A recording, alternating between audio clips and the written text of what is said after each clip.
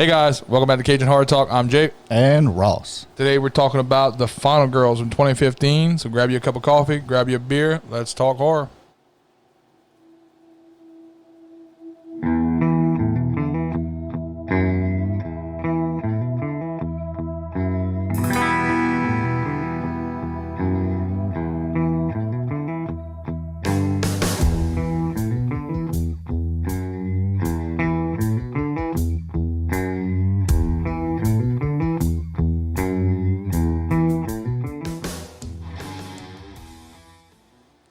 All right, The Final Girls. We're looking at a runtime of 1 hour and 28 minutes, made on a budget of $4.5 million. Whoa. Rotten Tomatoes gave it a 72% score, and the audience score was 70. Yeah. So Rotten Tomatoes rated just a little bit higher than the audience did. I actually kind of surprised that. I thought the audience would rate it a little bit higher than that. Yeah. I did. Yeah, this one was a personal request of Ross. He found this one by accident and absolutely fell in love with it. Absolutely amazing movie. It's definitely up there for me. has bugged the shit out of me for months to watch Until this. he finally fucking watched it so we can do this review. All right, we brought to you by director Todd Strauss-Scholson, starring Thaisa Farmiga as Max Cartwright. Yep. Her mother, Malin Akerman, who plays Nancy. Who also in the plays movie. Amanda Cartwright as the actress who plays Nancy in the movie. Yeah. Thomas Middleditch plays Duncan. Yep. Alexander Ludwig plays Chris Briggs. Nina Dobrev plays Vicky Summers. Yeah, she does. And Alia Shawkat plays Gertie Michaels. Yes, and also one of the other the actors in the movie, which I didn't realize until actually just a second ago looking at this, but Adam Devine was actually Adam Devine as Kurt in the movie. Yeah. I didn't even realize that. I never crossed my mind. And then, as far as movie-wise, once they go into the movie, you're looking at Adam Devine plays Kurt, Angela Trember plays Tina, Chloe Bridges plays Paula, Tori N. Thompson plays Blake, Reginald Robinson plays the hiker, He's the hunky hiker. and Lauren Groh plays Mimi. You're That's forgetting your cast. one really big one. Oh. Mr. Daniel Norris, who takes on a lovely wooden mask Oh, yeah, it becomes as Billy Murphy. Billy Murphy! Yeah, originally scripted to be Hatchet Face.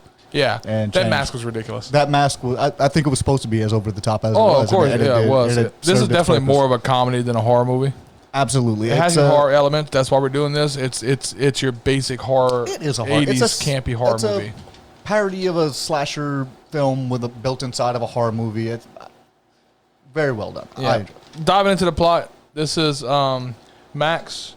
Her mother Amanda was an actress in the 80s. Was in Camp Bloodbath, Camp Bloodbath. which is basically Friday the 13th. Oh, different killer. absolutely! It was Everything was just 100%. completely ripped off of it. 100%. Even the Yeah.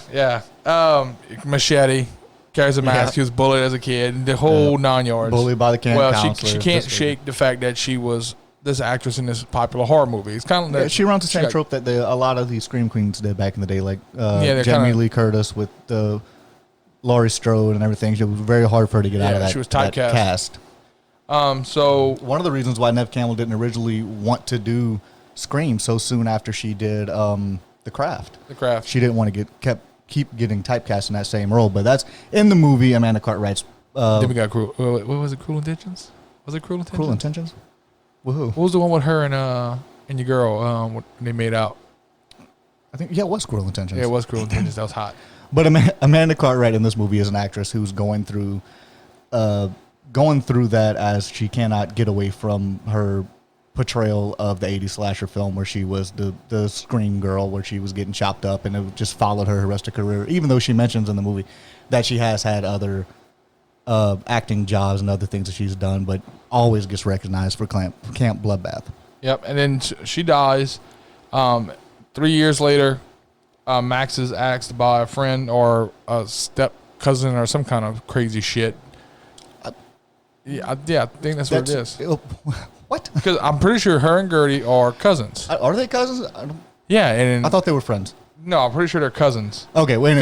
Because her aunt's daughter. Well, yeah, okay, you're right. Yeah, Right. and They do mention that in the film. And Gertie's And stepbrother Gertie's Duncan stepbrother Duncan, who is a the- huge fan. He's the Randy from Scream. Yeah, like you he's said. the Camp Bloodbath like fan the mathematician, as he calls himself in the movie. They're the mathematicians. So he gets her to come in for a screening because it's like the anniversary, and they're doing this big, like kind of like a scare fest kind of thing, where they go watch it in the movie theater. Well, the movie theater lights on fire. They have to cut their way through the screen to get away, and they end up in the movie. Yeah, and they have to get the final girl has to kill Billy Murphy for them to be able to finally leave. Well, before they're able to leave the movie because they're stuck in the movie. At the beginning, I still always love that dead silent frame when they first realize that they're trapped inside of the movie and the van pulls up on them. And they just stare at him. If you scan their faces, it's so fucking hilarious. Yeah, everybody's just like completely shocked.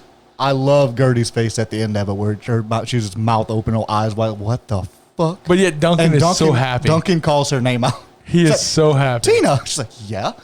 Yeah, you could just tell he's in cloud nine, just so happy.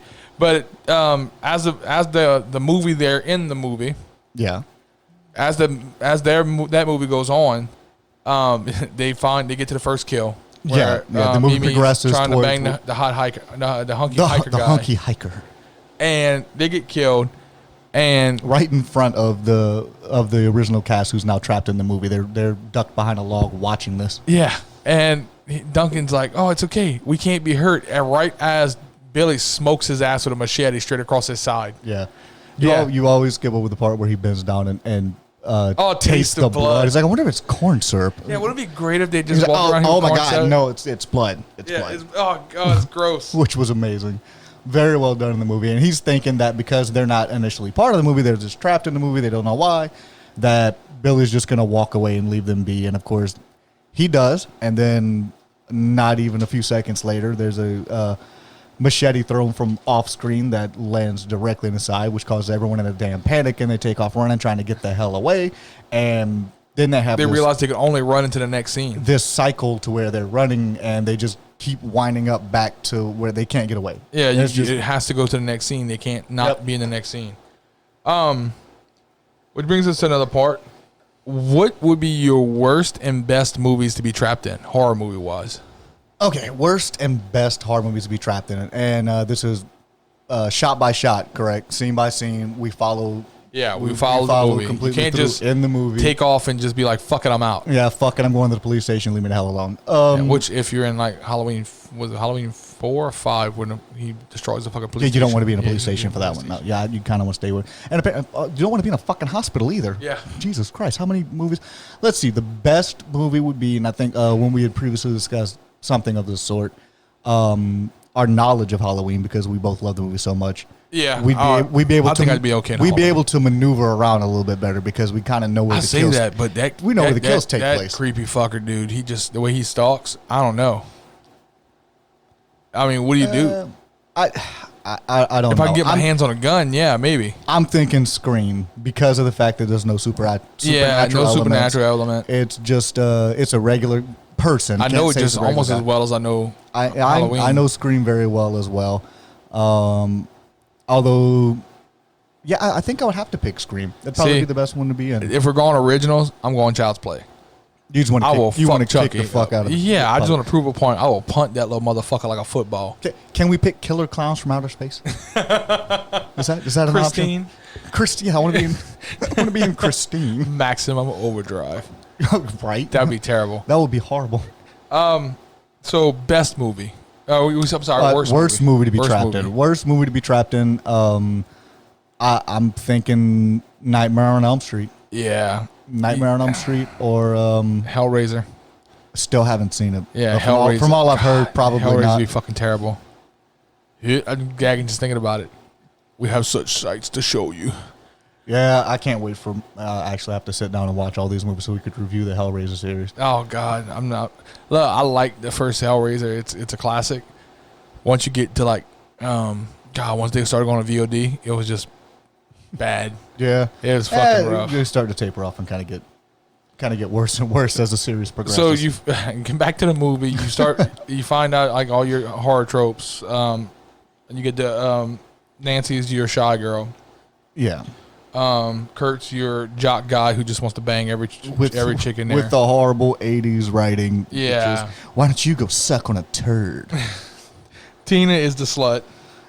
Yeah, which she does very well. And Blake's your nerdy guy. Yeah. Yeah, and your token black guy. That's true. I didn't even think about that. But yeah, he's a token black guy. He's a token black guy in the movie. He's that guy from all the 80s horror movies. Yep. So, you have your cast set, but Paula is the final girl. Yes, she's supposed to be the final girl. But she's so different than all other final girls. She doesn't run the stereotypical route that the final girl would. because The only thing that she has typically, and it's very vaguely referenced as the virgin card. Yeah, is that she's a virgin. Other than that, she brings alcohol. She's this badass girl who smokes. Rolls up in a Firebird. And she with alcohol. Yeah. She brings alcohol to the summer camp. Steps out to rock music. That's not your typical. Normally, and then lights a fucking match on her boot, takes one puff of a cigarette, and then throws the motherfucker away. Which I'm a smoker, and I immediately bullshit. Yeah. You took one puff and threw it out? No. But in any horror movie from that time period, Nancy She shows up right after they're singing the Kumbaya Circle too, which was very awesome. It was Michael Roll Your Boat Ashore. Michael Roll Your Boat Ashore. Which she says, "I missed the Kumbaya Circle," which is the song that the counselors were singing for Friday the 13th. Yeah, I love the. It reminded me of that '70s show when they sit in the smoker circle. Oh yeah. Where the camera kind of pans to each of them and sees their different reactions as they're singing the Michael Roll the Boat Ashore, and of course we get to hear Adam Devine sing like he does in a lot of his movies. Because I mean, hell, if I could sing like him, I'd sing in all my movies too. Well, then it continues on, and naturally because everybody's because the characters from the real world are there, people start dying differently than the way they should have. They realize they need to protect Paula, which really fucking fucks everything up because they freak her out. They come out of a flashback and Gertie's covered in blood. The flashback where she gets the blood splattered on her and then her face is just priceless where she's in shock. Yeah. And they come out of the flashback and everybody's just fucking staring at her. Staring at her because there's blood on her face. So and then they take off fucking running. Yeah. She hops in her fucking car. With Kurt. Kurt hops in and he's still hitting on her. Still hits on her up until the moment where he's thrown through the window and does the most fantastic scorpion I've seen in the B movie. Of all time. Yep. The best scorpion of all time. Oh, it was great. And then you think for a second she's going to live, and then the car explodes. And then the fucking car blows up. Which, it's fantastic. by the way, was done with practical effects. Really? No CGI. And that one, the original Max Cartwright and the mom was in that car accident. That was CGI, but the final girl and Kurt's demise, that was all practical effects.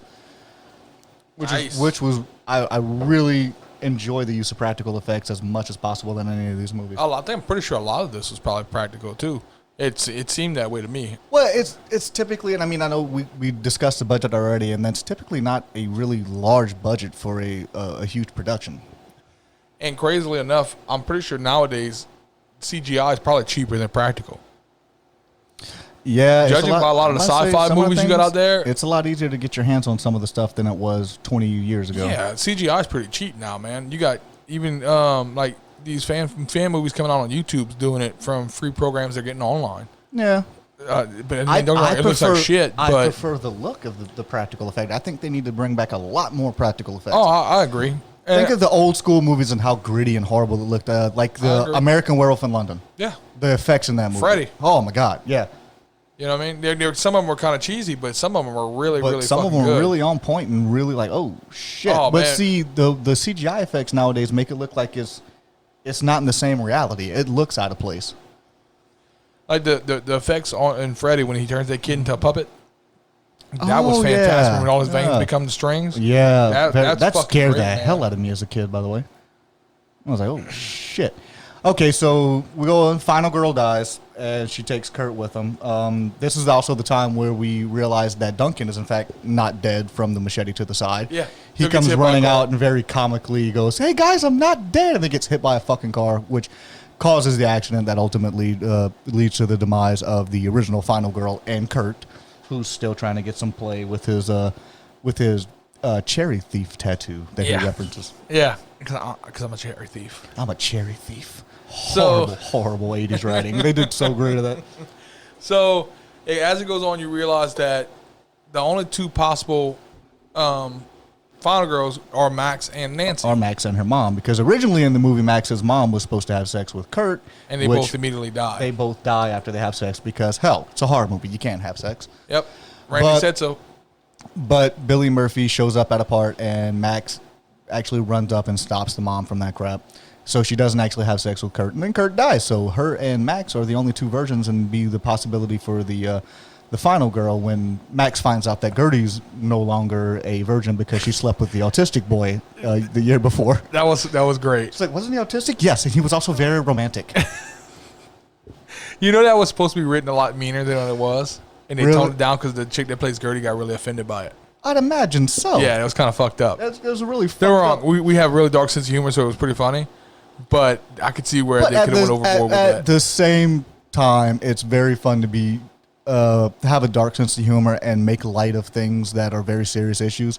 But it's also a point of being politically correct. This movie wasn't done in the 80s. No. Like this is And it, needed to be politically correct. Yeah. At some point. yeah, because there's a lot of things that even Kirk says that you couldn't get away with saying in movies Oh now. God, when he tells oh shit, the what are you, a fag Yeah. line? Oh, dude, you're not getting away with that in a Yeah. lot of movies nowadays. Well, and the guy even says that And- both my dads are. Yes, and you he's don't- like, my dads are gay, so you can shut the hell up. And he was like, no, you can't. Gay guys can't have kids. And he starts going off on this tangent, and then he was like, oh, okay, that's a really cool lifestyle. I really like that. yeah, yeah, but that shit they could get away with in the 80s. You can get away with that crap in the 80s. You can't do that now, man. Fuck no.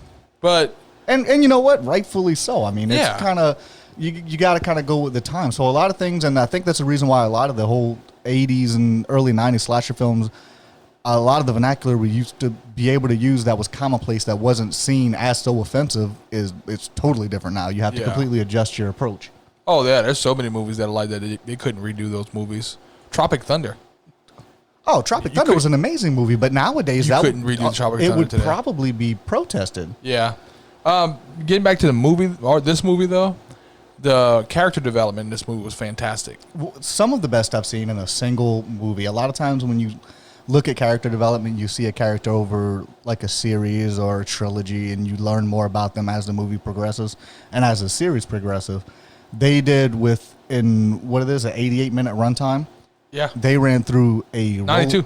a 92. I'm sorry, a roller coaster of emotions. No, I'm wrong on that. Are you? Yeah, Wait, I'm hang on. very I'm wrong. gonna flip to the notes. Where we at? Let's see. 1 hour and 28 minutes. I'm pretty sure that's 88 minutes. Yep. I was wrong. Ha ha ha. Y'all, you know what it was? Camp Bloodbath at 92 Camp minutes. Bloodbath is 92-minute Yeah. runtime. They reference it in the movie. Yeah. That's my But bad. they go through such a huge they kind of cover every little bit of character development they can in this 88 minutes of this movie Oh yeah, time. just seeing To Max, seeing see Max her mother go from again. and the original script, Max was actually supposed to be suicidal after her mother's death. Well, and you kind of understand that, man. That's kind of rough. They Especially left it close out to of- her mom as she was. Oh yeah, they were very close. They you left could it out tell of the movie. she took care of her mom more than her mom took care of her. Yeah, and it was that weird mother-daughter dynamic. They were very, very close. And in the original script, she was supposed to be more depressed and suicidal, but it kind of altered the tone of the movie. So they kind of went a little bit away from that, kind of stray away from it, which So- I'm kind of glad they did. So But basically, in the movie, it comes down to the fact that you got Max still alive and you have Nancy still alive, who's her mother. yeah, And Nancy with the pretty only much, two possible final girls. yeah, and Nancy basically sacrifices herself to save Max. And the emotion that that Taysa Farmiga did in this movie, where the amount of emotion she showed when we came to the realization of the first time that she realized she was going to see her mom again. Yeah. And then when she came to the realization that there was a possibility of her mom surviving, and then there was a possibility that they were going to go home and she was going to leave with them. And then she came to the realization that in order for her to be the final girl, she had to be the final girl. Yep. And Her she mom came had to the to die. realization that she had to let go of her mom, and she had to say goodbye to her mom again, which is one of the very I want to say weird, but it wasn't weird. It was really artistically done. You never see a striptease done in front of a daughter for the sake of saving their life. That's one of my notes. Is it? I'm the only one that thinks it's weird that her mom sat there and had to do a striptease in front of her so that she could sacrifice herself for her daughter. You cannot tell me that was not one very artistically done fucking scene. Oh, it was. Because It the was. emotion that the mom's like, she feels her heart beating where it's faster because she knows, like, I'm sacrificing myself so that Yeah. Max can survive. And she sees Billy Murphy behind her. And Max has that moment where she watches her mother die all over again. Yep. And then the next scene is where she Becomes the fucking she Terminator. becomes the final girl. Yeah. When she Yeah. steps up and swings that fucking machete, and walks out the door, and that was the line that got me. Like, you just fucked with the wrong virgin, and started walking towards me. Like, yep. That is how you make a strong female lead. So that right there. That's what she kills. She kills. God damn it, Billy Murphy. She kills Billy, and then the screen, you start seeing where it rolls through the credits and shit like that. And rolls through the credits. I love how they put that as a part of all of the words and stuff that Billy gets thrown through in one of the scenes and everything. It's part of the world. Yeah, I love that they did that. Well, and then they see the end credits start rolling and everything. Like the rating starts and all that. The rating and the end of it, and then it goes to where it looks like it's rewinding. Yeah. And it probably lost a lot of the younger generation because they're like, "What the fuck is it doing?" No one rewinds shit. Who needs anymore. to rewind anything anymore? So they end up, everything goes white, and then they wake up in the hospital. And she's like, "Was it all a dream?" Because Duncan and everybody else is there again. Yeah. And Duncan's like, "Oh no, check it out!" And he picks up his shirt, and he's got the big scar across the side of his body. And he's like, I'm about to sue because I'm pretty sure that they didn't give me a tetanus shot. Give me a tetanus shot. By the way, we bypassed a couple of the ones, Vicky and Gertie. Yeah. Their character development also was pretty good. You see Vicky break down where she's at a wit's end when they're making the plan to attack Billy Murphy, and she kind of comes to that self-awareness point where she knows that she's not going to make it. And she wants to clean the slate with Max and Gertie, and they go through this whole spiel, and she admits that she misses her and she loves her, and she's been a bitch. And then they go through, sacrifices herself to save everybody else. She does, in that scene where they're trapped underneath the shelf, and she grabs Gertie's hand and just knows that it's about to die. That was really, it was a really heart touching moment. It really was. And that was, of course, Operation Booby Trap, where they attack Billy Murphy with everything, including a Adderall-induced Tina striptease. Yeah, the Adderall-induced striptease that Tina did. There were 2 stripteases in this movie and no nudity. No, there wasn't. Which you never really think about it because the movie was so well done, you didn't even look at it, which is weird for considering it's supposed to be. I think they may have had some originally, but they cut it down from R rating. They wanted a PG-13. They wanted a PG-13. Yeah, they cut a lot of the gore out, and they cut a lot of the. But in all honestly, the film stood alone without it. You didn't really need it. They're really good. Tina pops a bunch of freaking Adderall, and she actually, for preparation for the scene when she was about to do the dance, she actually chugged what it was, like 12 Red Bulls. Like 12 Red Bulls. She chugged a bunch of Red Bulls to get herself all hopped up, and then completely jittery and all this crap, and ad-libbed a scene where a fly flew in front of the camera and everything, and it was so good that I actually left it in the movie. like it just completely caught her fucking undivided attention. And then the music that played, very, very 80s. Oh, yeah. Very old school. Very time-fitting. But anyway, at the end, they wake up and they're in the hospital. And they think they're back home until you start hearing the yeah. And Duncan leans out and he realizes, oh my God. Yeah, he sees like a Rubik's Cube and it's like a Magua in the corner or some shit. And he's like, Furby. Yeah, the Furby. I'm sorry. I'm thinking actual. That was a whole big old thing when the Furbies came out with the Maguas from Gremlins. Yeah. But he sees all that shit and he realizes that, oh crap, they're in the sequel. We're in the sequel. Billy Murphy comes jumping through the fucking door, glass shatters everything. Yeah, and Max is like, fuck it. And Max she's already got to that point where you're like, fuck it, I'm the final girl, let's do this shit. Yep, get it over from the beginning. She just starts heading straight for him and roll credits. Yep, that's the end of it. Amazingly fucking done. I cannot stress to you enough how much I truly enjoyed watching this movie. Oh, it was a fun watch. It was definitely a fun watch. Something I absolutely will watch again. Yep, especially for like a straight to VOD movie. Yeah, because as I said, I said at the beginning, the budget was $4.5 million. Yeah, and I mean it won quite a few awards as well. I mean, it won Best Screenplay Award at the Fright Meters. It was nominated for several others. It won a Fan Favorite Award at the iHorror Awards. I'm surprised this movie wasn't theatrically released. I'm surprised it wasn't either, but everything that I've seen so far has not seen anything theatrically released. It was shopped around a bunch of indie film festivals and things like that, and then it eventually went on. It won a couple of. This was a Best Screenplay for International Film Festival here. This is a special jury prize, a feature film.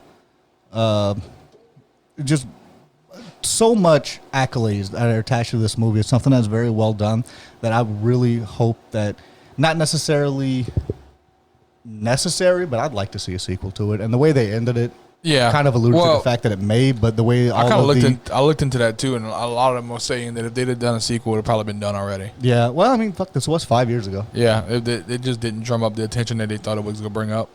Then again, it might also be a late bloomer. It might be something that's going to be found a few years after film, where people are going to start really jumping into it. And I don't know. We'll definitely see. I'd like to see a sequel or some kind of, even a spinoff, or maybe a different take. That would be an amazing thing. A different take on it. See it from Like a whole different like movie? a different perspective. A different movie that's the same movie but from a different perspective. That'd be amazing. That would be great. However, they did amazing as far as casting, acting, directing, the score, the movie watchability. I'm actually I've been criticized by Jay already for how much I've harped on how much I like this movie, but when we go as far as our rating, how we're rating 1 to 50, Yeah. I'm giving it. Well, look, before you give your rating, one of the cool things I have found on this was the movie was conceived and co-written by Joshua John Miller, right? It was his way of dealing with his dad's death. His dad was Jason Miller, who played Father Karras in The Exorcist. Okay. So it's kind of one of those things where that's another little that I like about it. It was written for like in the memory of somebody trying Yeah. to cope with the death of a yeah, loved because one. could you imagine having to go back and watch The Exorcist to see your dad? Could you imagine being trapped in The Exorcist? That'd be fucking awful. Like being dude. trapped in The Exorcist and you like Dad? Yeah. Yeah. That'd be That fucking would be great. fucking. Oh, dude. And if we're going as far as movies that would At be, least you get to watch your mom get. I mean, don't get me wrong. It'd be horrible to watch your mom get butchered, but you get to watch your dad commit suicide. yeah, get possessed by a demon and And jump throw out a himself window. window, yeah. Like, no, I'm think I'm good. We talked about best and worst horror movies to be trapped in. I think The Exorcist is up there as one of the worst ones. I wouldn't want to be fucking. Yeah, trapped because you got to in. be in every fucking scene. You have to be in every scene. I don't want to be in every scene. I don't want to No. see what she does with that crucifix. I'm scared of pea soup. yeah. I don't like I don't peas. like peas. All right. So rating wise, as y'all know, we do 1 to 50 because Fuck everything. fuck everything. Just to piss people off. I'm giving it a 38. I'm giving it a 43. It's high up there. I It's know. up there, man. I know. That's fucking up there. If you remember originally, I dialed it down a little bit. I dialed it back Yeah. just a little bit. I when I'm looking for a movie, originality is a huge part for me. I agree. Watchability, the direction that this film went in. And look, guys, before any of y'all freak out on any of our ratings, remember we're just two fucktards on that have a goddamn podcast. We're not. Oh. It's not like we're We're not polling people. We Yeah. don't care. we don't care. This We're is just our making personal shit up to opinion. make you mad. Yeah, exactly. We're kind of like Rotten Tomatoes, just not as douchey. Yeah, we don't claim that we actually take stuff from other people and then try to put it all together. Exactly. So I'm giving it a 38, and you said I'm going with a 43. That's high up 43. there, but I definitely a movie that I will rewatch and a movie that I will recommend to people who ask me about, especially satire horror, satirical.